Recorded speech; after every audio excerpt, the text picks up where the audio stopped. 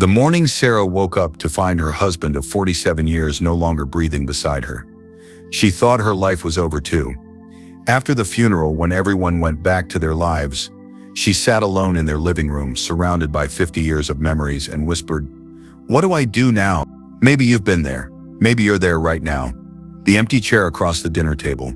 The silent phone that never rings with their voice. The crushing weight of wondering if joy is even possible anymore. Society often treats seniors who've lost spouses as if their story is ending. As if at 60, 70, or 80 years old, you're somehow too old to begin again. Too old to find purpose. Too old to experience love, adventure, or meaning. Today, I'm going to share something that might change everything for you. I've interviewed dozens of widowed seniors who not only survived their loss, but eventually found themselves living lives filled with unexpected joy, purpose, and yes, even love again. These aren't fluffy feel-good stories. These are real people who discovered practical, powerful truths that transformed their darkest days into something beautiful. And please, stay until the end. The seventh lesson shocked me when I first heard it. It's something almost no grief counselor will tell you. But according to the widows and widowers I've spoken with, it's the most powerful realization of all. Lesson number 1, grief has no timeline. The problem: after losing a spouse, well-meaning friends and family often expect you to move on or get over it within a certain time frame. They say things like, "It's been 6 months, you should be feeling better by now," or "You need to get back out there." This pressure creates guilt and shame when your heart isn't ready. Martha's story. Martha, a warm-hearted 68-year-old former school teacher, lost her husband Robert after 42 years of marriage. 3 months after the funeral, my daughter started bringing me dating app printouts. Martha told me, her hands trembling slightly as she sipped her tea. My neighbor kept inviting single men to dinner parties. Everyone meant well, but I felt like I was disappointing them because I couldn't stop crying when I folded his sweaters. The science behind it. Grief researchers now understand that there is no universal timeline for processing loss. Catherine Shear, from Columbia University's Center for Complicated Grief, explains that grief isn't something you get over, it's something you learn to integrate into your new life. Your brain is literally rewiring itself after decades of partnership, and this process cannot be rushed. The solution: give yourself permission to grieve at your own pace. Create a grief-free zone card, a simple index card you can hold up when well-meaning people push you to move on. It simply says, "I appreciate your concern, but I'm taking this journey at my own pace." Keep it in your purse or wallet. Many seniors find that joining a grief group specifically for older adults provides validation that their timeline is normal. Have you felt pressured to get over your grief before you were ready? Type time in the comments if you've experienced this. You're definitely not alone. If you are still watching this video and finding these insights valuable, please comment lesson number 1 below to let me know you are here, and if you haven't subscribed yet, I recommend you subscribe and turn on the bell so you don't miss any videos. Your support helps us continue creating good content to inform and inspire you. Lesson number 2, your identity is waiting to be rediscovered. The problem: after decades of marriage, many seniors struggle with a profound identity crisis following loss. Your everyday routines, social circles, and even how you introduce yourself revolved around being someone's spouse. Now you're faced with the terrifying question, who am I now? James's story. James, a 74-year-old retired accountant, had been married to his wife Eleanor for 51 years when she passed. "I was always Eleanor's husband at church, at community events. Even with our friends," James shared, looking out at the garden they once tended together. "The first time someone asked what I did with my time, I froze. I had no idea who I was without her defining me. The worst was when I had to check the widowed box on a form. I sat in my car and cried for an hour afterward." The science behind it. Psychologists call this identity fusion. When two people's sense of self becomes so intertwined that losing one partner creates a genuine identity crisis for the survivor. Robert Niemeyer's research shows that reconstructing your identity after loss is actually a key component of healthy grief processing, especially for those in long-term marriages. The solution: start the gentle process of rediscovery with the 3 selves exercise. Take a notebook and create 3 columns. Who I was before marriage, who I became during marriage, and who I might become now. List interests, traits, and dreams from each phase. Many seniors are surprised to rediscover passions they set aside decades ago. Give yourself permission to experiment. Join that painting class, volunteer at the animal shelter, or take that dance lesson you always wanted to try. Did you realize how much of your identity was connected to being a spouse? If you've struggled with this, type self in the comments. Lesson number 3, your body grieves too. The problem: many widowed seniors are blindsided by the physical symptoms of grief.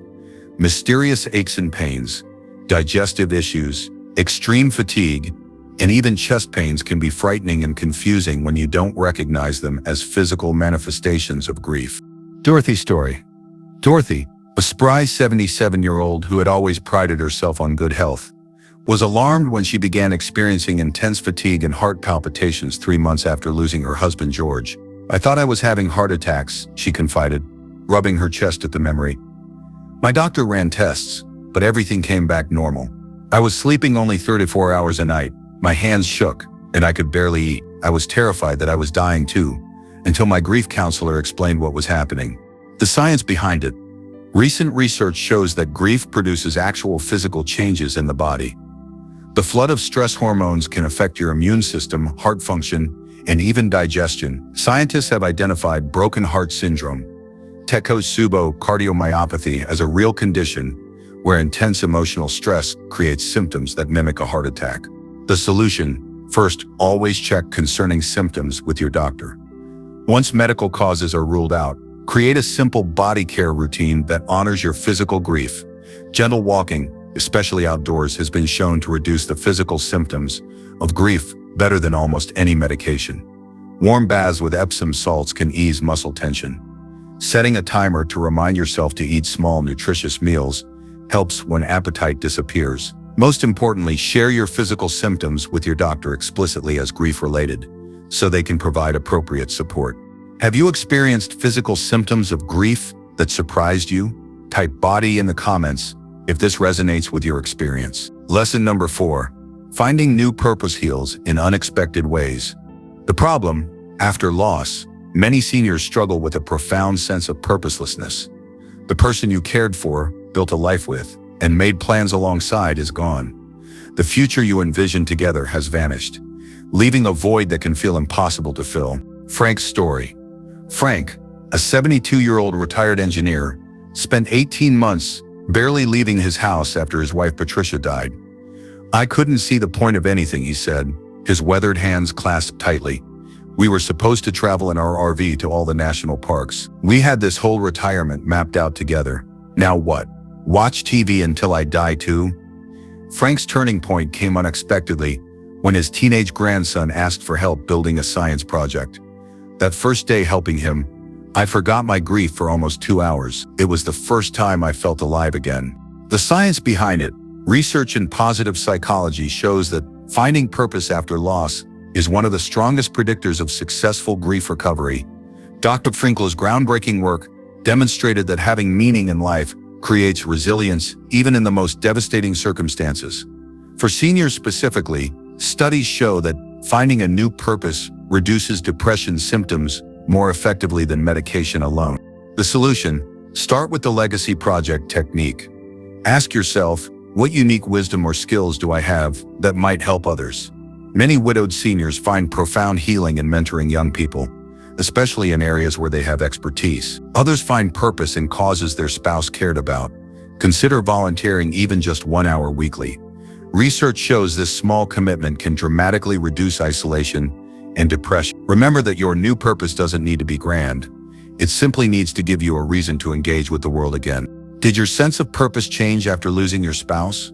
Type purpose in the comments if you're searching for new meaning. Lesson number 5, your social circle will change, and that's okay. The problem: one of the most painful surprises after losing a spouse is discovering how quickly your social circle can change. Couples you socialized with for decades suddenly stop calling.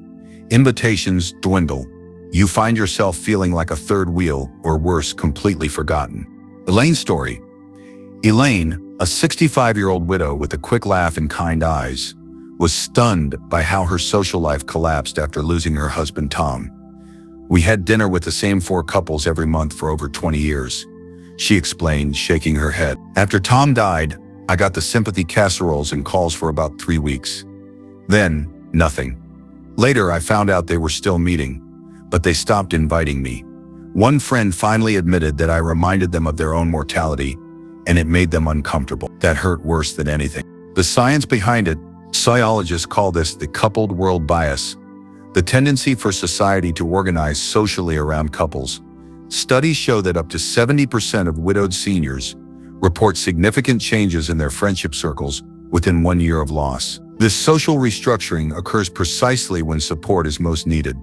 The solution: instead of trying to maintain friendships that are pulling away, focus on cultivating what grief counselors call your widow tribe, others who truly understand your journey. Many seniors find extraordinary comfort in bereavement groups that evolve into close friendships. Be proactive about social connections by setting a simple goal of 1 social interaction, even a phone call per day. Consider learning 1 new technology tool to connect with others. Many widowed seniors find community in online grief forums where they can share feelings at 3 a.m. when loneliness hits hardest.